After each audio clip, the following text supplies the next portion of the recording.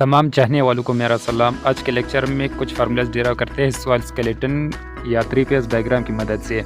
Wait और volume के दरमियान रिलेशन या वेट और वेट या वॉल्यूम के दरमियान रिलेशन से कुछ फार्मूला डिराइव करते हैं, जिस तरह porosity, wide ratio, unit weight, specific gravity, ये सारे फार्मूले डिराइव करते हैं। तो हम लोगों ने लास्ट लेक्चर में ये जाना कि total volume is equal to volume of solid plus volume of wides.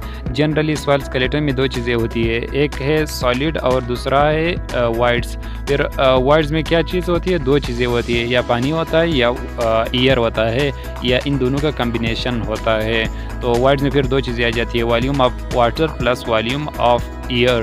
तो total volume is equal to total volume बराबर होगा volume of solid plus volume of water plus volume of air. तो एक formula हम लोगों ने इस last lecture में हम लोगों ने डिस्कस किया, तो वो ये था। और यहाँ पे ये सिंबल है, डिफरेंट सिंबल है कि टोटल वॉल्यूम को हम लोगों ने वी से रिप्रेजेंट किया, वॉल्यूम ऑफ सॉलिड को V S, volume of wides को वी, वॉल्यूम ऑफ वाटर को वी डब्ल्यू, और वॉल्यूम ऑफ एयर को हम लोगों ने वी ए से रिप्रेजेंट किया। और वॉल्यूम ऑफ वाइड्स बराबर होगा volume of water plus volume of air के बराबर होगा। ये याद रखना कि वाइड्स में दो चीज़ें आ जाती है, वाटर और एयर। तो इन दोनों के वॉल्यूम को अगर जमा किया जाए तो हमें वाइड्स का वॉल्यूम मिल जाता है। तो फिर वॉल्यूम ऑफ वाइड्स और वॉल्यूम ऑफ सॉलिड को अगर मिला दे तो हमें टोटल वॉल्यूम मिल जाता है, याद रखना। तो यहाँ पे हम लोगों ने ये जाना कि टोटल वॉल्यूम का फार्मूला ये है, और ये हम लोगों ने लास्ट लेक्चर में भी डिस्कस किया। इसी तरह अगर वेट को देखा जाए तो टोटल वेट बराबर होगा सॉइल स्केलेटन का wait of solid plus wait of water. Wait of water क्यों लिया, वेट ऑफ वाइड्स क्यों नहीं लिया?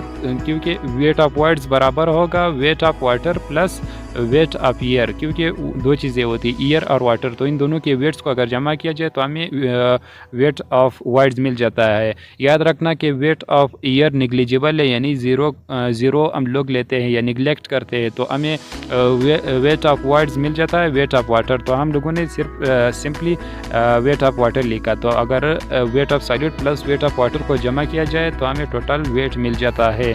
तो ये इसका सिंबल ये है वेट ऑफ सॉलिड का WS, वेट ऑफ वाटर का WW, और वेट ऑफ एयर हम लोग निगलेक्ट करते हैं, उसके जो इंटेंसिटी है वो बहुत ही कम है। तो ये तो बेसिक फार्मूला है टोटल वेट और टोटल वॉल्यूम का। अभी कुछ और फार्मूलाज डिराइव करते हैं। वॉल्यूम और वॉल्यूम के दरमियान रिलेशन से मुख्तलिफ फार्मूलाज आएंगे, फिर वेट और वेट के दरमियान रिलेशन से मुख्तलिफ फार्मूलाज आएंगे, डिराइव करेंगे। फिर वॉल्यूम और वेट के रिलेशन से हम लोग फिर फार्मूलाज डिराइव करते हैं। तो अभी जो कुछ फार्मूलाज है, wide ratio, porosity, degree of saturation, तो ये थ्री फेज डायग्राम से कुछ फार्मूलाज आएंगे। इसको वॉल्यूमेट्रिक रेशोज़ भी कहते हैं, वाइड रेशो, पोरोसिटी और डिग्री ऑफ सैचुरेशन, क्योंकि वॉल्यूम के दरमियान रेशो है या वॉल्यूम के दरमियान रिलेशन है, उससे हमें कुछ फार्मूलाज आएंगे थ्री फेज डायग्राम से। याद रखना ये थ्री फेज डायग्राम है कि हम लोगों ने लास्ट लेक्चर में भी डिस्कस किया। एक साइड पे हम लोगों ने वॉल्यूम लिया और दूसरी साइड पे हम लोगों ने वेट लिया। तो ये सॉलिड का वेट होगा WS और वाटर का वेट WW, और यहाँ भी ईयर का वेट तो हम लोग नहीं लेते, निगलेक्ट करते हैं।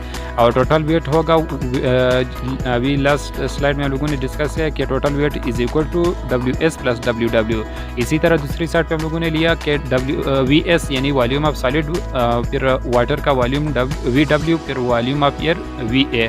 टोटल इन तीनों को जमा करने से हमें total volume of soil skeleton मिल जाता है। अभी वॉल्यूमेट्रिक रिलेशन 3 है वो डिस्कस करते हैं कि सबसे पहला बहुत इंपॉर्टेंट है वाइड रेशो।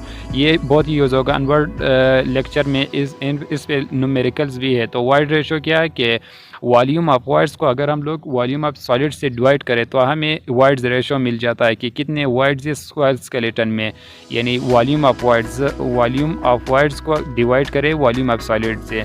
यानी वॉल्यूम ऑफ वाइड्स तो ये है कि इस यहाँ से लेकर इनमें वाटर भी इंक्लूड है और एयर भी, तो इन दोनों का वॉल्यूम अगर जमा किया जाए तो हमें वी मिल जाता है, वॉल्यूम ऑफ वाइड मिल जाता है। तो वॉल्यूम ऑफ वाइड को अगर हम लोग वॉल्यूम ऑफ सॉलिड से डिवाइड करें तो हमें वाइड रेशो मिल जाती है। तो ये याद रखना, बेसिक फार्मूला है, बहुत ही यूज़ होगा। इसी तरह पोरोसिटी वॉल्यूम ऑफ वाइड्स को हम लोग E से रिप्रेजेंट करते हैं और पोरोसिटी को हम लोग N से रिप्रेजेंट करते हैं। पोरोसिटी क्या है कि वॉल्यूम ऑफ वाइड्स, यानी ये वॉल्यूम ऑफ वाइड्स है, इसको अगर हम लोग डिवाइड करें टोटल वॉल्यूम से तो हमें पोरोसिटी मिल जाती है। पोरोसिटी को n से रिप्रेजेंट करते हैं। ये भी बेसिक फार्मूला है कि किस तरह ये हमें मिल जाता है कि ये वॉल्यूम ऑफ वाइड्स है। अगर ये वॉल्यूम ऑफ वाइड्स को हम लोग टोटल वॉल्यूम से डिवाइड करें तो हमें पोरोसिटी मिल जाता है। पोरोसिटी को n से रिप्रेजेंट करते हैं। इसी तरह डिग्री ऑफ सैचुरेशन के वेट ऑफ वाटर यानी वॉल्यूम ऑफ वाटर को अगर वॉल्यूम ऑफ वाइड से डिवाइड करें, यानी वेट ऑफ वाटर को वॉल्यूम ऑफ वाइड से डिवाइड करें तो हमें डिग्री ऑफ सैचुरेशन मिल जाता है। याद रखना यहाँ पे हम लोगों ने WS क्यों नहीं लिया, क्योंकि सैचुरेशन का ये मतलब है कि वाइड्स में कितना पानी है, तो कितना परसेंट है, 50% है जितना भी है, यानी वह हम लोग न्यूमेरिकल भी करेंगे। तो सॉलिड इसलिए नहीं लिया क्योंकि सॉलिड ना एब्जॉर्ब कर सकता है, बल्कि वाटर का रिलेशन सिर्फ वाइड से है कि वाइड में कितना पानी है।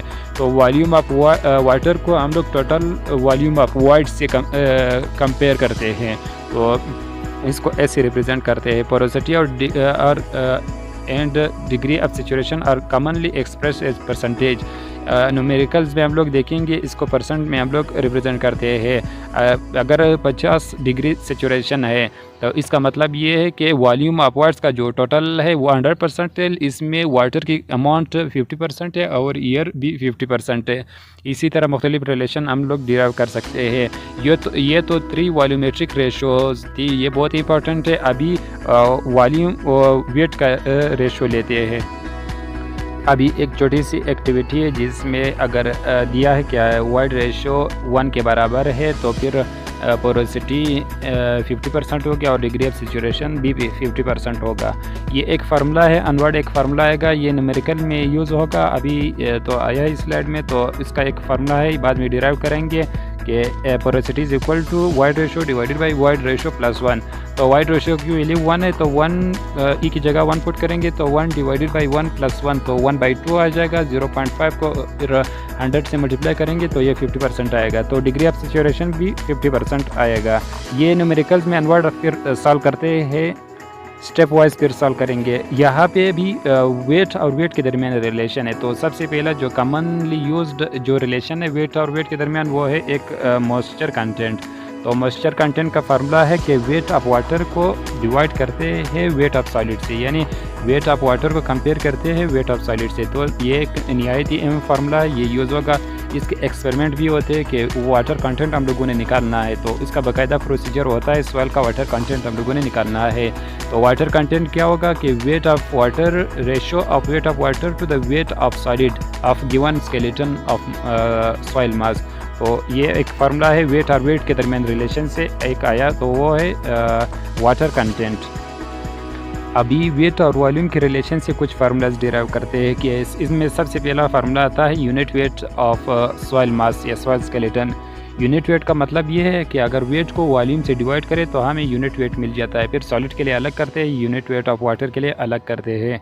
तो बेसिकली जो फार्मूला है वो है वेट को वॉल्यूम से डिवाइड करते हैं, इनके दरमियान रेशो लेते हैं, इसको गामा से रिप्रेजेंट करते हैं, यानी gamma is equal to W divided by T। यानी टोटल अगर सॉइल स्केलेटन का यूनिट वेट हम लोग मालूम करेंगे तो total weight divided by total volume gives the unit weight of soil skeleton. तो इसका यूनिट होगा न्यूटन पर क्यूबिक मीटर या kilo newton per cubic metre. क्योंकि न्यूमरेटर में वेट है तो वेट का यूनिट क्या होगा न्यूटन डिवाइडेड बाई वॉल्यूम का यूनिट क्या है क्यूबिक मीटर। तो न्यूटन पर क्यूबिक मीटर या kilo newton per cubic metre ये यूनिट वेट का डेफिनेशन और यूनिट है। तो इसका फार्मूला ये है गामा से रिप्रेजेंट करते हैं। फिर इसी तरह सॉलिड मास के लिए यूनिट वेट क्या होगा कि weight of solid divided by weight of volume of solid, यानी वेट और सॉलिड लेते हैं, वेट और वॉल्यूम लेते हैं। तो सॉलिड के लिए wait of solid divided by volume of solid, यानी सिर्फ सॉलिड को कंसिडर करते हैं, इनके दरमियान रेशो लेते हैं।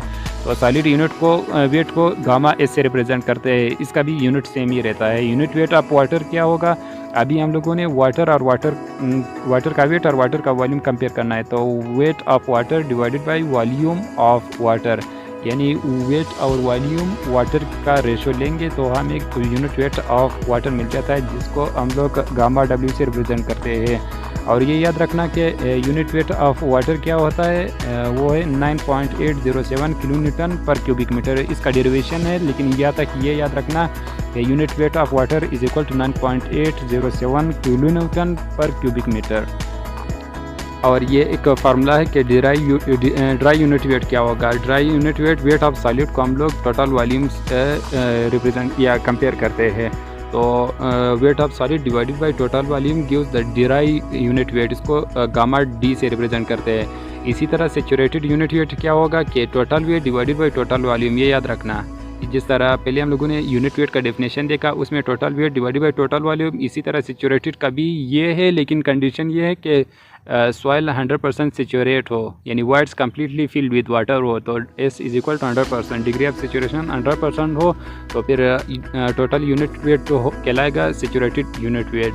अभी सबमर्ज या इफेक्टिव यूनिट वेट क्या होगा कि total unit weight minus unit weight of water, यानी सैचुरेटेड या सबमर्ज या इफेक्टिव यूनिट वेट का फार्मूला ये है कि total weight minus unit weight of water, यानी टोटल से हम लोग वाटर के यूनिट वेट निकालते हैं तो हमें इफेक्टिव या सबमर्ज यूनिट वेट मिल जाता है। ये बहुत इंपॉर्टेंट है, ये यूज़ होगा, याद रखना।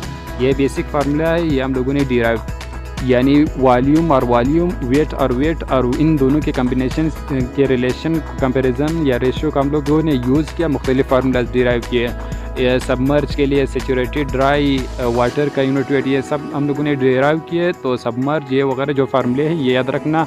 नेक्स्ट जो न्यूमेरिकल्स वगैरह है वो इनमें सब ये फार्मूलाज यूज़ होंगे। तो अल्लाह हाफिज़, टेक केयर।